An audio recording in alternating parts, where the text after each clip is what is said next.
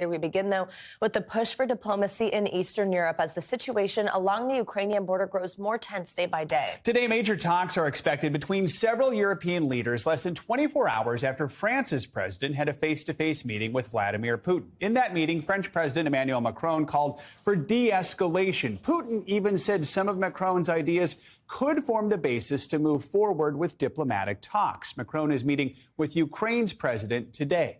Also yesterday, President Biden met with Germany's new chancellor, with Russia at the top of the agenda. If Putin invades Ukraine, President Biden says he will, quote, bring an end to a natural gas pipeline that bypasses Ukraine, bringing Russian gas directly to Germany. The president also had this warning for any Americans still in Ukraine who are not government employees.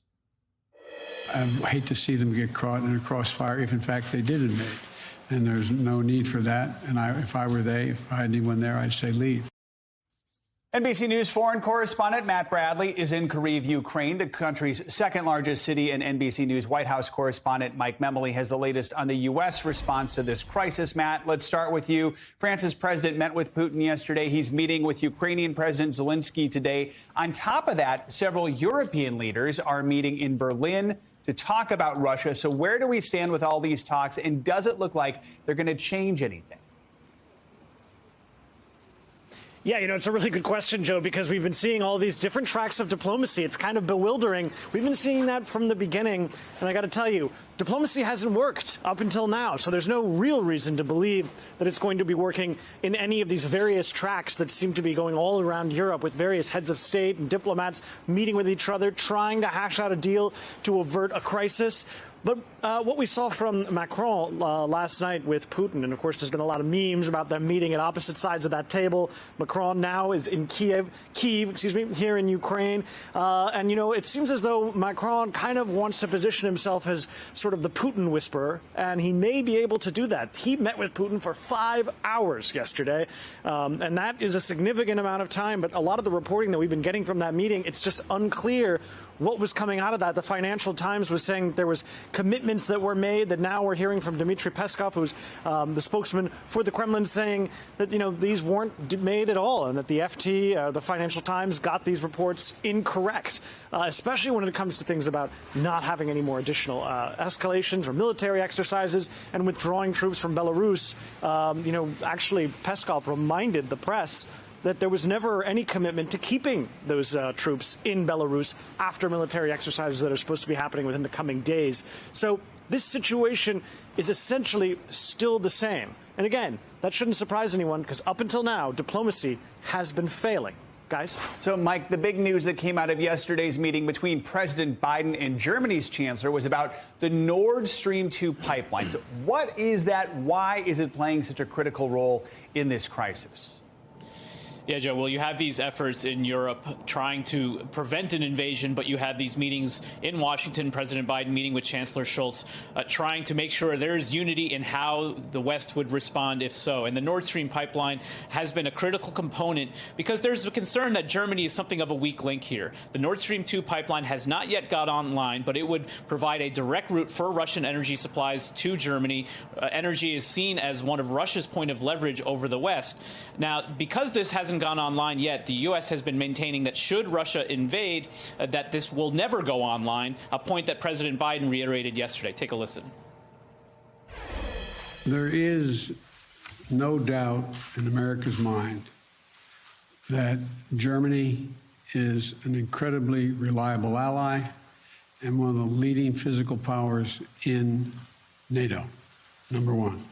Number two, the notion that Nord Stream 2 would go forward with an invasion by the Russians is just not going to happen. We did not hear the same explicit commitment, however, from German Chancellor Scholz. That's significant. He's talked about strategic ambiguity, not wanting to put all his cards on the table. President Biden, though, also made clear the U.S. is working with some of our other allies around the world to make sure that there is sufficient energy supply to provide to European allies should that pipeline never go online. It's part of an effort to show that there's leverage on the part of the U.S. side here. He said that Russia depends on the revenue it generates from selling this this oil just as much as the West needs this energy as well. So, Matt, what's the reaction to that across Europe and in Ukraine? What's the reaction to Biden's threat to bring an end to this pipeline? I haven't really heard much in the way of reaction yet. It's not surprising that Biden would say that because diplomats for the U.S. have been working behind the scenes regularly to try to get Germany on board and to say that they would be shutting off this Nord Stream 2 pipeline. But I got to tell you, the only reaction that really matters is from two entities, the German government, as we were just talking about, and the European Union, who have yet to certify this massive pipeline that's already been built. And it's still waiting on certification, and we've already heard that that probably wouldn't come, war or not, until probably the second half of this year. So, you know, whether or not this gas pipeline goes through, whether or not there's been a reaction, and I'm speculating here, mind you, but I think that the reaction is probably going to be that Biden's statement was rather imperious. Of course, the United States is not involved in the Nord Stream 2 pipeline. They're not going to be getting any gas from it. And yet here he is saying that the United States will single-handedly cancel it. Now, how would they do that? Well, as we're seeing on Capitol Hill, they're trying to draw up the mother of all sanctions bills. That could basically put sanctions against the company, that is the Russian company, that would be providing gas to that pipeline. And that's probably the main way in which the U.S. would be able to put the kibosh on that pipeline should Russia decide to invade. Guys? Matt and Mike, thank you both so very much. Appreciate it. A major resignation this morning for the Biden administration. President Biden's top science advisor, Eric Lander, stepped down yesterday after a 2-month White House investigation found credible evidence he had bullied and demeaned his staff. Politico was first to report that Lander, the director of the Office of Science and Technology Policy, had been accused by current and former colleagues of creating a toxic environment, especially for women. In his resignation letter, Lander says, quote, "I am devastated that I caused hurt to past and present colleagues by the way in which I have spoken to them." Lander becomes the first cabinet-level departure from President Biden's team. Debate is growing over the need for mask mandates in schools. Several states announced they're dropping the mask requirement for school children as early as March. And in California, the indoor mask mandate will not be renewed next week, a move some experts say is too early. NBC News correspondent Gabe Gutierrez has the latest. Nearly 2 years into this pandemic, the issue of masks in schools remains one of the most controversial topics. Well, now more states are dropping their school mask mandates, and New York's Connecticut and Delaware all announcing plans to lift school mask mandates. This is a huge step back to normalcy. Just outside Cleveland, Troy Intermediate School no longer requires masks in class, only recommends them. how effective has mask wearing been? I think it's been very, very effective. Of its 550 students, 83 have tested positive this school year. Staffing issues also forced the school to close in December during the Omicron surge when masks were optional. We're at the point where we feel like we've got to learn how to live with this. Just 35 miles away, Warrensville Heights Elementary has kept its mask mandate. Of its 890 students, 31 have tested positive this school year. It has not closed due to an outbreak. Our community believes that wearing masks is a barrier to try to prevent the spread. Nationwide, more than 60% of the 500 largest school districts still require masks, though data on how effective they are in preventing outbreaks in schools is limited. One survey conducted by the CDC of 169 schools in Georgia found those with a mask requirement had 21% fewer COVID cases than schools where masks were optional. Another study in Arizona found schools were 3.5 times more likely to experience a COVID outbreak if they did not have a mask requirement. But the methodology of those studies has been questioned. We don't have very convincing studies that masks have a large impact on preventing either transmission of disease within the school setting. There's also a lack of data on the downsides of wearing masks in schools. The biggest downside to wearing masks in school is the mental and social aspects. Some parents argue it should be their choice. Children's languages are developing at a young age, and if we mask them at age 2 and they're not seeing the mouths move, then some of that can cause some developmental delays. But for others, the pros outweigh any cons. I think they should be wearing masks. A lot of parents have the opportunity to get COVID vaccinations for their kids, and a lot of them do not. It's a tough decision to make for any parent. But at the end of the day, if it's keeping our children safe. Meanwhile, the White House says that universal masking in schools is still recommended, but that ultimately it's up to local school districts to decide what to do. Back to you. All right, Gabe Gutierrez, thank you so much. Let's now bring in Dr. Bob Lahita for more on this. He's a professor at the Hackensack Meridian Medical School and the director of the Institute for Autoimmune and Rheumatic Diseases at St. Joseph Health. Dr. Bob, always great to have you with us. So let's just start right there. What do you say on this? I mean, is it safe enough to drop mask mandates among kids, especially depending on what vaccination rates are in certain places? And what is their risk of exposure at that age? Can kids quickly spread the virus without masks on? Well, to answer your question, Savannah, yes, the children can spread the virus without masks on. The question is, those who get the virus and test positive, will they become terribly ill? That seems to be somewhat debatable. The data are pretty much lacking as to whether mask mandates really work in schools. And I think there's a little bit of politics in here as well, Savannah, and I think we're going to see, this is a large experiment, we're going to see what happens. Remember, the 5 to 11 group is only 23% vaccinated, and the group that's 12 to 17 years of age, at 56.4% of those children are vaccinated. So this is a bit of a dilemma. Yeah, absolutely. And I think, unfortunately, there's a lot of bit of politics that comes into play with a lot of this. Now, the U.S. isn't the only country dropping some of these COVID restrictions. Let's talk about Australia. Australia announced they're going to allow vaccinated tourists into the country after 2 years of closed borders. But in places like Russia and South Korea, COVID cases are surging. Will the easing of travel protocols impact how long the pandemic will last?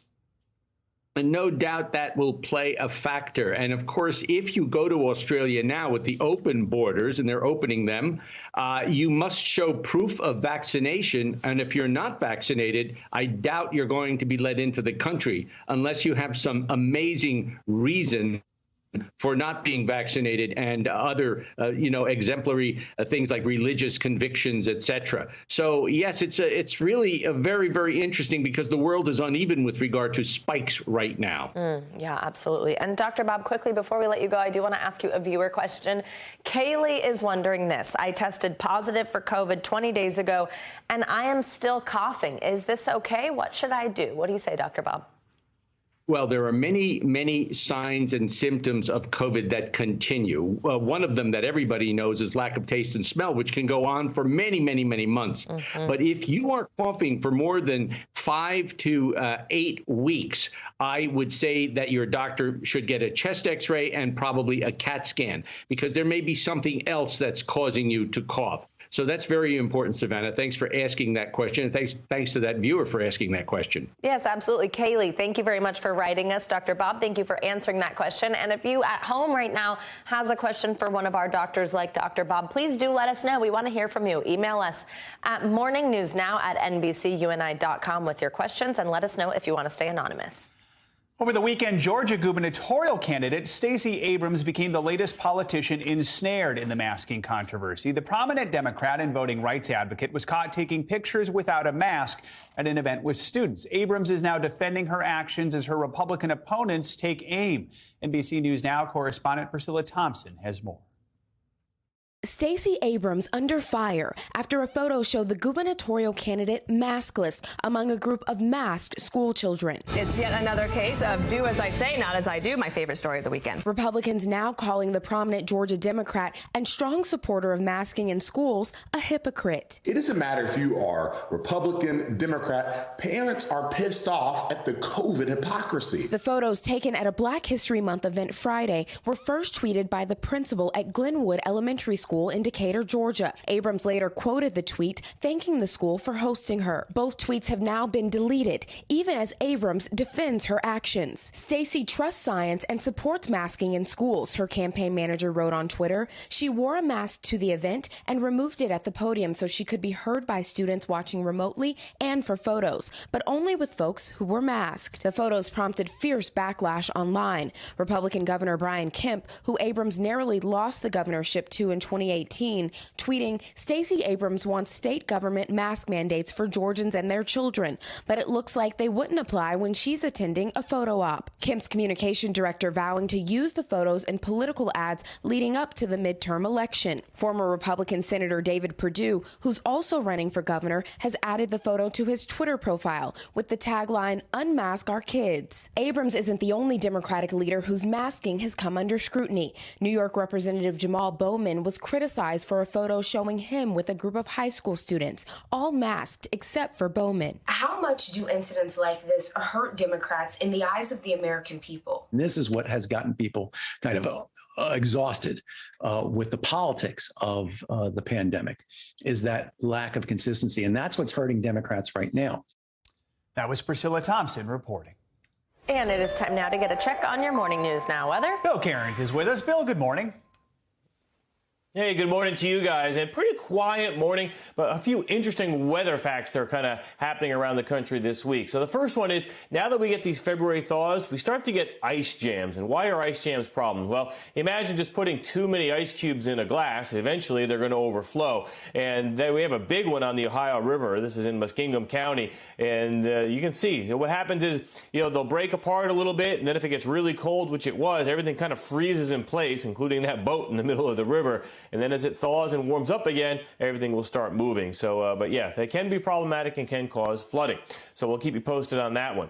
Now back to the weather maps, and the storm is exiting the Northeast. That brought the rain and ice and snow yesterday. Maine is still dealing with a little bit of snow. But Boston, you're just about done with your rain. The only additional snow will be in areas of northern Maine, and that's where they like the snow anyway. So another 2 to 4 inches there for you, Presque Isle and Caribou. Florida, not feeling very sunshine-ish over the next couple days. Lots of rain and kind of cloudy and cool. Temperatures today only in the 50s from Tampa to Orlando and I-4, so that's not great for all the theme park areas. Miami, looks like a majority of your rain will come as we go through Wednesday. It's not going to be like a lot of rain. It's just going to be cloudy and cool. We'll have to wait until about Thursday and Friday to start warming things up in the Sunshine State once again. And not a lot of rain. At most, in that I-4 corridor, maybe a half inch to an inch. So the forecast for today, I mentioned the bad spots, but there's a lot of good to be had all the way from California to Arizona, the middle of the country, 60s, the near 70 today from Dallas to San Antonio, no complaints in St. Louis.